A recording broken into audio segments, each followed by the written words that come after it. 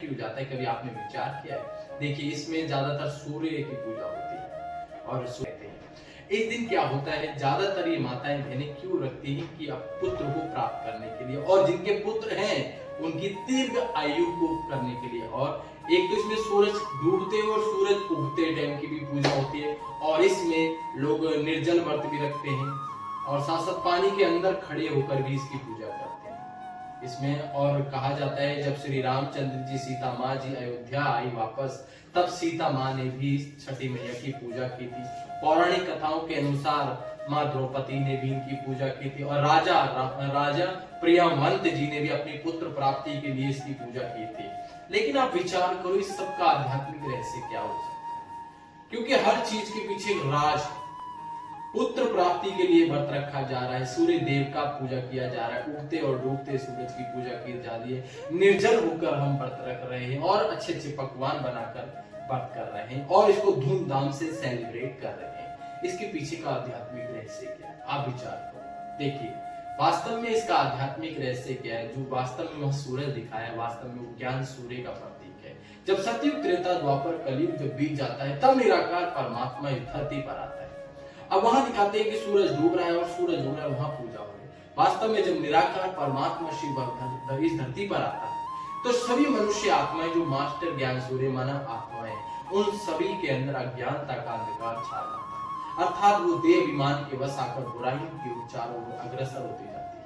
तब शिव बाबा परमात्मा आकर सभी आत्माओं के अंदर के प्रकाश को जागृत करते हैं। ज्ञान सूर्य अपने अंदर की ज्ञान की किरणें सभी मनुष्य आत्माओं में डालता है, जिससे उनकी अज्ञानता का अंधकार समाप्त होता चला जाता है। दूसरी बात आप देखते हैं, वहां पर लोग व्रत रखते हैं और निर्जल उपवास करते हैं। तो परमात्मा कहते हैं तुम स्थूल व्रत तो सदा ही रखते आए हो खान पान का, लेकिन वास्तव में तुम्हें अपनी बुराइयों का व्रत रखना है, अर्थात मुझे किसी भी बुराई को टच नहीं करना।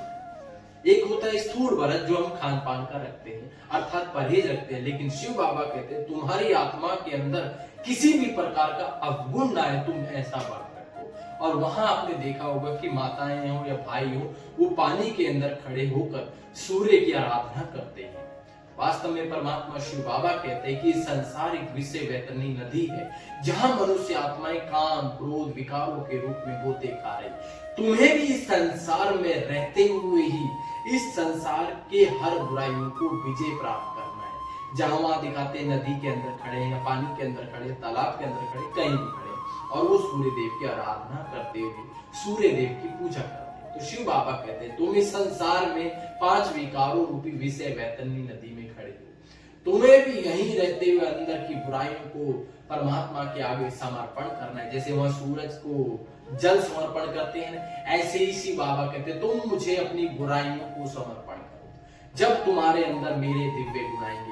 पूजा पाठ होने के बाद आप देखते हैं वहां पर अच्छे अच्छे पकवान बनाए जाते हैं, जो प्रसाद के रूप में सब एक दूसरे के घर में देते हैं, बांटते हैं। तो शिव बाबा भी कहते हैं वहां स्थूल प्रसाद है, तुम्हें मैं दिव्य गुणों की जो खजाने देता हूं, ज्ञान, गुण, शक्ति, वो तुम्हें लोगों तक बांटने हैं।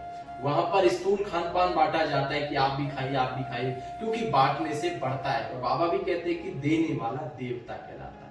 इसलिए शिव बाबा ने कहा मैं जो तुम्हारे अंदर दिव्य गुणों दे रहा हूं, वो मुझे याद कर मुझसे प्राप्त करो और समय संसार में बांटो, क्योंकि खुशियां बांटने से बढ़ती है। फिर आप देखते हैं वहां पर लोग एक दूसरे से मिलते हैं, जुड़ते हैं, बातचीत करते हैं। शिव बाबा भी कहते हैं कि तुम भी सभी के मिलो, अर्थात सबके साथ संस्कार मिलाकर चलो, क्योंकि माला कब बनती है? जब मोती से मोती बने। ऐसी बाबा कहते हैं तुम भी संस्कार मिलाकर चलो, जो भक्ति मार्ग में हो या ज्ञान मार्ग में हो। कहा जाता है वसुदेव कुटुंबकम, अर्थात विश्व एक परिवार है, लेकिन वो किस रिलेशन से परिवार है?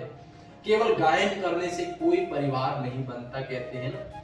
ऐसे शिव बाबा कहते हैं जब तुम अपने आप को जान जाते हो कि मैं इस शरीर में रहने वाली वो चैतन्य आत्मा हूं, अर्थात मास्टर ज्ञान सूर्य हूं, क्योंकि हम सब उस परमात्मा पिता की संतान ज्योति स्वरूप है।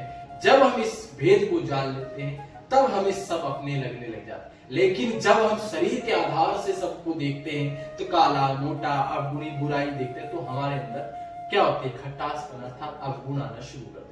इसलिए शिव बाबा कहते हैं सबको आत्मा देखो। आत्मा मीन्स इस शरीर को चलाने वाली वो चैतन्य स्वरूप जो आप इस चित्र में भी देख रहे होंगे, जहां पर ये शरीर दिखा रखा है। एक तरफ हड्डी मांस का शरीर है और एक जीव शरीर है, और इस शरीर को चलाने वाली वो चैतन्य शक्ति। बाकी इसकी जानकारी के लिए आप अपने नजदीकी ब्रह्मा कुमारी सेवा केंद्र से समझ सकते हैं। बाकी आई होप आपको ये छोटी सी वीडियो में थोड़ा सा आध्यात्मिक रहस्य बताया कि छठ पूजा का पावन पर्व हम हर वर्ष क्यों मनाया जाता है। बाकी की डिटेल आप अपने नजदीकी ब्रह्मा कुमारी सेवा केंद्र से संपर्क कर सकते हैं। चलिए चलते चलते फिर से हम जैसे वहां सूर्य देव की पूजा कर रहे हैं, ऐसे हम यहाँ मास्टर ज्ञान अर्थात सर्वशक्तिवान ज्ञान सूर्य को याद